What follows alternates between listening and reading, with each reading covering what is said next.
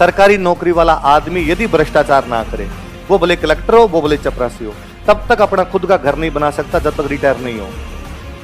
आप भ्रष्टाचार करे तो बात दूसरी है, गलत साधनों का प्रयोग करे तो आप कुछ ही लो, हेलीकॉप्टर खरीद लो भले, अब भले आरक्षण ले लो और आरक्षण के अंदर आरक्षण ले लो। जब तक भारत अपना माइंडसेट सरकारी नौकरियों से नहीं हटाएगा तब तक भारत की उन्नति नहीं है। उल्टा मुझे लगता है सिंधी हिंदुओं के त्योहार ज्यादा जोर शोर से मनाते हैं। सिंधियों में हिंदुओं वाला जो भाव है वो ज्यादा है, क्योंकि विभाजन की सबसे भयंकर मार किसी ने झेली थी तो वो सिंधियों ने। मतलब मैं जो अभी बता रहा था कि पाकिस्तान की राजधानी कराची क्यों बनाई गई, कि कराची व्यापारिक केंद्र था। कराची क्या था, और इस व्यापार वाणिज्य पे पूरा का पूरा अधिकार सिंधियों का था। सिंधी सारे वहां के बड़े बड़े बिजनेसमैन हुआ करते थे और सिंधियों का उनके व्यापार वाणिज्य पे कब्जा था। लेकिन विभाजन के दौरान जब सिंधी वहां से भागे तो हाथों में चप्पलें ही थी और कुछ ही नहीं था। आपका सारा धन दौलत वहीं रह गई। हालात ये थे कि एक परिवार में यदि 10 लोग थे, 5 पुरुष और 5 महिलाएं, तो वापस यहां जब पहुंचे तो यहां ये वैसे पहुंचे कि 3 आदमी और 1 महिला आई। बाकी वाली महिला या तो किसी ने पकड़ के रख ली, या किसी महिला ने अपनी जान बचाने के लिए कुएं में छलांग लगा दी, या किसी महिला ने खुद के चाकू मार लिया कि कम से कम दूसरों के हाथ में तो जाना नहीं पड़े। वहां से जब यहाँ हिंदुस्तान आए तो इनके पास में कुछ भी नहीं था। एक थैले को जो कुछ मिला होगा, कोई एक आधा जोड़ी कपड़ा मिला होगा, उसको लेके भागे थे, जैसे तैसे करके यहाँ पर पहुंच गए। पर मुझे सिंधियों से बेपनाह लगा हुआ है। मुझे लगता है कितनी जीवटता वाली कौम है, एक कौम जो अपना सब कुछ लुटा के पाकिस्तान से भारत में आई थी, जो धन दौलत संपत्ति की अधिकारी हुआ करती थी, और जब भारत आई तो भिखमंगों की तरह आई थी। उस कौम में आज एक भी आदमी गरीब नहीं है। सिंधियों ने यहां आके भले मूंगफली की रेडियां लगाई, पर वापस अपना बिजनेस खड़ा करना शुरू किया। किसी ने घर घर में जाके, गली गली में जाके चप्पलें बेचनी शुरू की, किसी ने सब्जियां बेचनी शुरू की होगी, किसी ने केरोसिन का तेल बेचा होगा यहां पर आके। लेकिन धीरे धीरे इस व्यापार के माध्यम से अब पूरे भारत पे राज करते हैं।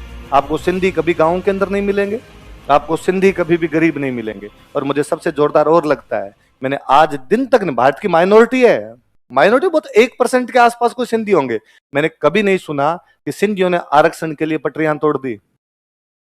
भारत के सारे बहुसंख्यक समुदाय, उसमें सारे, कोई एक नहीं, सब के सब, जब तब जी में आती है तब जाके इस प्रकार की डिमांड कर लेते हैं। हमें तो आरक्षण वाला तो छोड़ो, चलो सामाजिक चीज है, अपने तो यहाँ पे समुदाय इस प्रकार की बातें कहते हुए मिल जाएंगे। 4 एमएलए की टिकट नहीं दी तो बीजेपी की बैंड से बैंड बजा देंगे। 10 यदि एमपी हमारे नहीं बने तो हम बता देंगे कांग्रेस को हम क्या चीज है। मैंने कभी नहीं सुना कि सिंधियों ने कभी कहा कि हमें इतने एमएलए की टिकट दो और हमें इतने एमपी दो। उसके बावजूद आपके भारत को कंट्रोल करते हैं सिंधी, पैसा है उनके पास। बाकी अपने रह जाएंगे, इस आरक्षण में रह रुआ जाएंगे। कि आरक्षण से क्या मिलेगा, कि सरकारी नौकरी। सरकारी नौकरी कितनी, कि ग्राम सेवक की पोस्ट है 5000, पास किए 2 लाख। अब 2 लाख घर राजी है, हमारे वाला ग्राम सेवक लग गया, हमारे वाला ग्राम सेवक लग गया। लगने कितने हैं, अब भले आरक्षण ले लो और आरक्षण के अंदर आरक्षण ले लो। आदमी तो केवल और केवल कितने लगेंगे, जब तक भारत अपना माइंडसेट सरकारी नौकरियों से नहीं हटाएगा तब तक भारत की उन्नति नहीं है। हमारे साथ भयंकर समस्या है कि हम एग्रीकल्चर से डायरेक्ट सर्विस सेक्टर की तरफ कूद गए। हमने उद्योग और व्यापार वाणिज्य को बाईपास कर दिया। भारत में वे कौमें जो व्यापार वाणिज्य की तरफ निकली थी वो भयंकर पैसे वाली है। वे कौमें जो खेती से डायरेक्ट सर्विस की तरफ चली गई वो सब गरीबी की हालत में है।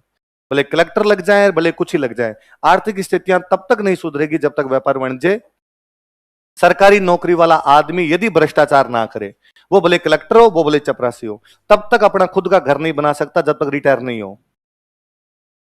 रिटायरमेंट वाले पैसे से खुद का घर बनाने का प्लानिंग कर सकता और कुछ ही नहीं। हाँ, भ्रष्टाचार करे तो बात दूसरी है, गलत साधनों का प्रयोग करे तो आप कुछ ही लो, हेलीकॉप्टर खरीद लो भले। पर यदि आप सीधी सीधी सी जिंदगी जीते हो तो आपके पास में घर उस दिन बनेगा जिस दिन आपके पास में रिटायरमेंट वाले पैसे आएंगे, वरना पूरी जिंदगी किराए की काटनी पड़ेगी। वो कहो कि दुकान खोल के बैठा हुआ आदमी, परचून की दुकान खोल के बैठा हुआ आदमी 5-7 साल में अपनी प्रॉपर्टी कर लेता है। व्यापार रुपए देता है, नौकरियां कभी भी रुपए नहीं दे पाएगी। पर ये सामाजिक प्रतिष्ठा अभी तक व्यापार में नहीं है, सामाजिक प्रतिष्ठा अभी तक नौकरियों में है। जब तक सामाजिक प्रतिष्ठा का फ्लो इधर चेंज नहीं होगा तब तक हम सारे सरकारी नौकरियों की तैयारियां करेंगे, तब तक हम आरक्षण के लिए पटरियों पर बैठेंगे, तब तक कोचिंगें चलेगी,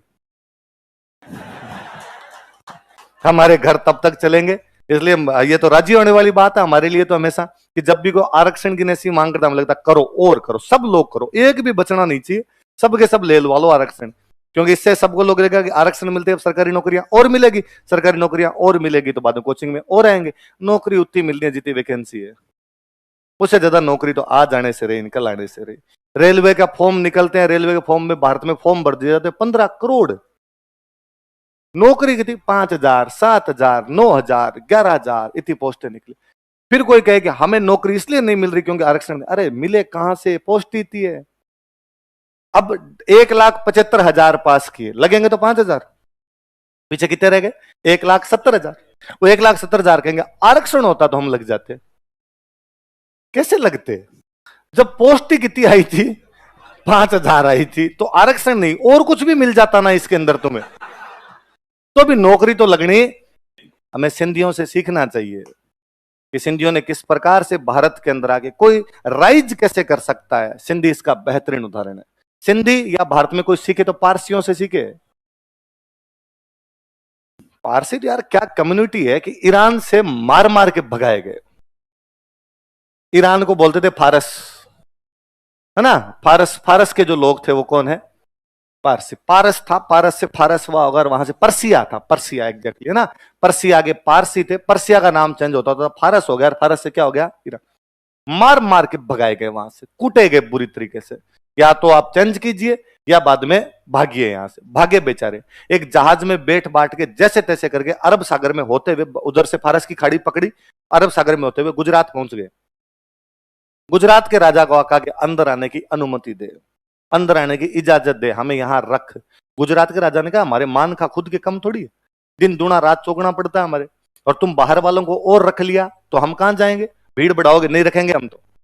पारसियों के सरदार ने, कहते उस गुजरात के राजा ने पारसियों का जो सरदार था, जो अंदर आने की अनुमति मांगता था अपने कबीले के लिए, उसको दूध का एक गिलास भेजा था, दूध का गिलास जो लबालब भरा हुआ ऊपर तक।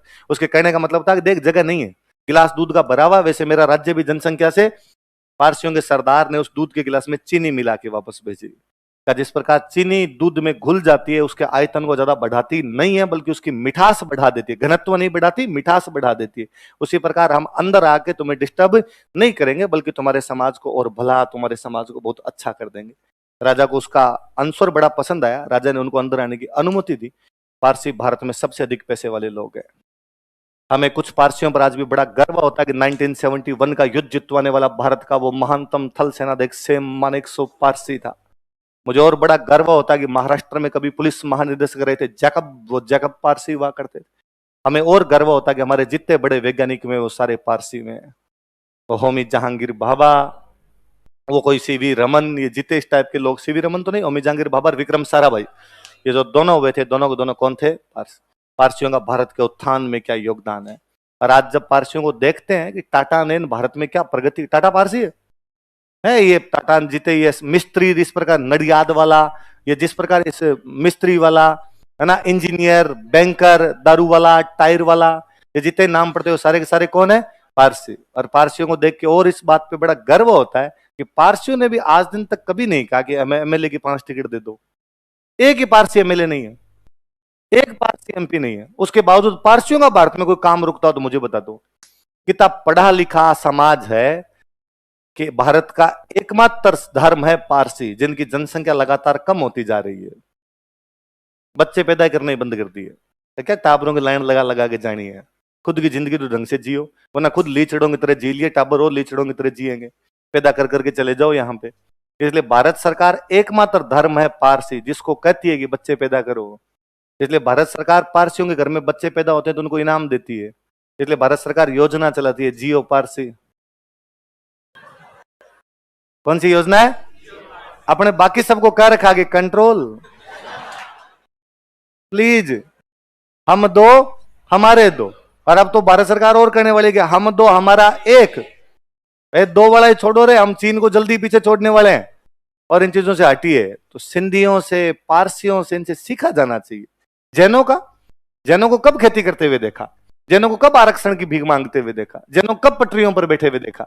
बाकी हिंदू धर्म की जितनी जातियां सारी लगी हुई है, लेंगे जनरल कहे ओबीसी में भेजो, ओबीसी कहे एसटी में भेजो, एसटी कहे एससी में भेजो, एससी कहे और कोई नीचे तो वहां भेजो, सबके सब यूं इधर से उधर जाने के लिए तैयार, एक आदमी संतुष्ट नहीं है। जिनको मिला हुआ है उनको लगता है हमारे पास कम है, जिनको नहीं मिला उनको लगता है बर्बाद है।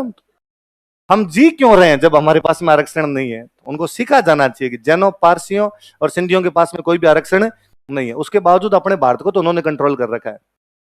प्राइवेट कंपनियां सारी